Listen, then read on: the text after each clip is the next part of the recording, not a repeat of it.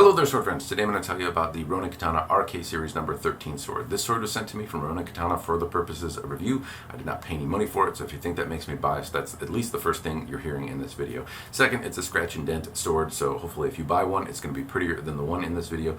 Lastly, I am not an expert in this kind of stuff, so keep those caveats in mind as you hear my ramblings and musings in this video.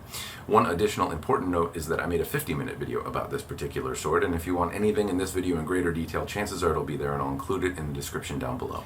The first part I want to point out is the cost. It is a $130 sword, and it's something I'm going to reiterate multiple times throughout this video because it is an important part of the overall value package for this sword. In terms of what you get for $130, I think that's one of the most compelling reasons to buy it is the price. You can buy something for less money. You can buy a lot of things, frankly, for $130 in the sword market, but most of the market is above that price point. This is among the entry-level swords, and it's important to reiterate that because it is a very cost-effective option in terms of the overall swords that are out there and available today.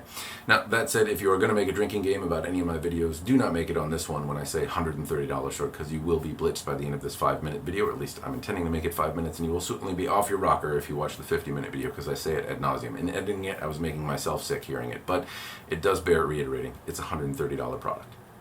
So what do you get for that money? Well, you get a lot. If I talk specifically about the fit and finish, first off, I would say that overall the fit and finish is really quite good. The fuchi kashira and overall detail on the fitting set, I would say, is not bad given the price point. There are things that are much muddier and uglier for the money, and there are things that you can get that are cleaner or simpler.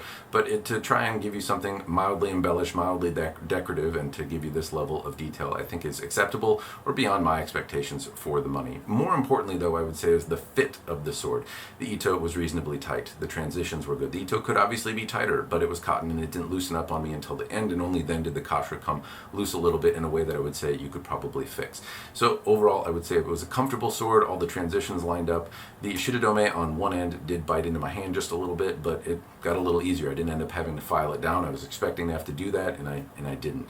Most importantly, though, the saya really fit well. It didn't rattle extensively, and it drew really, really well. The tension on the habaki area was good. Whether or not the one you get will have that is I guess, up in the air, because there is a lot of variation in these things as they're manufactured, but the one I got was actually really, really good as a practice piece. When I tried to do iaido, it fit really well, it drew really well. My only complaint would be that it was a little noisy and that the shirodome rubbed on my palm a little uncomfortably. Also, I would note that the kurigata is a little lower than it should be. It didn't sit in my obi quite right, but then again, it was a minor thing to get over, and if I wanted to, I suppose I could move it, though I don't think I should have to. Anyway, fit and finish level, I would say, is actually quite good. Overall, all the transitions, all of the things really checked more boxes than they missed, and that's one important thing I think is worth mentioning for a sword in this price point. Very often, they missed several marks entirely, and that was not the case here. In terms of cutting performance, I did not sharpen it out of the box. It came with a level of sharpness that I would call sufficient. It could certainly be keener, and that would have probably driven some better results in water bottle cutting and poon noodle cutting. But when I took it to use Japanese tatami mat, both with and without a bamboo core, it cut actually pretty well. At least I'm not capable of exceeding the performance level of the sword. My cuts were able to be successfully cutted. Not a great word, but I do struggle mostly with the kind of upward diagonal cuts, and I was able to achieve them with the sword.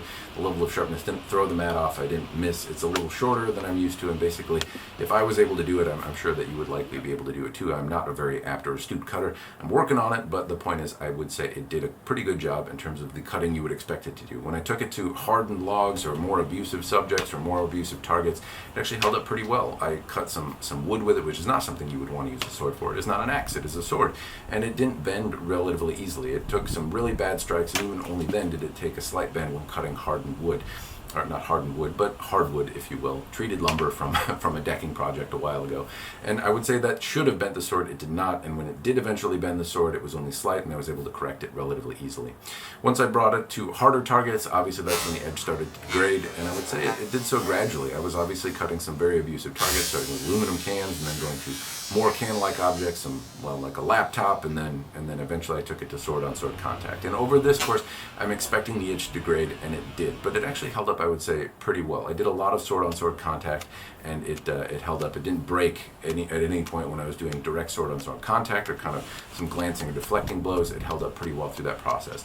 It eventually broke when I flipped it around and hit the mune, the back of the sword, on another stationary sword. Now, this sword, bear in mind, was braced in a can, and it's taking a lot more shock, or putting a lot more shock in the sword than a person would be if you were trying to deflect a blow or taking a blow from a person. You would move more than this sword certainly is. So I struck the sword on the spine. It's a recipe to break a sword, and it has broken many a sword in that way. So I don't want to say that this is a bad thing. I'm expecting it to break at that point, and that's when it did. The grain structure in the sword looked overall pretty good, and basically my end impression is that the sword was very durable. It was made in such a way that it was comfortable as a user. It did a sufficient job as a cutter, and it held up well and didn't have any fatal flaws. So my expectation for $130 is frankly exceeded at this point, and so that's why I would say yes, I do think it is worth the money. Anyway, I hope the video was helpful. If you want, again, something longer-winded with more detail, there'll be a link to the long video in the description down below. But that's all I've got for you with this iteration. It's the quick recap. Hopefully it's helpful. As always, cheers, and thanks for watching.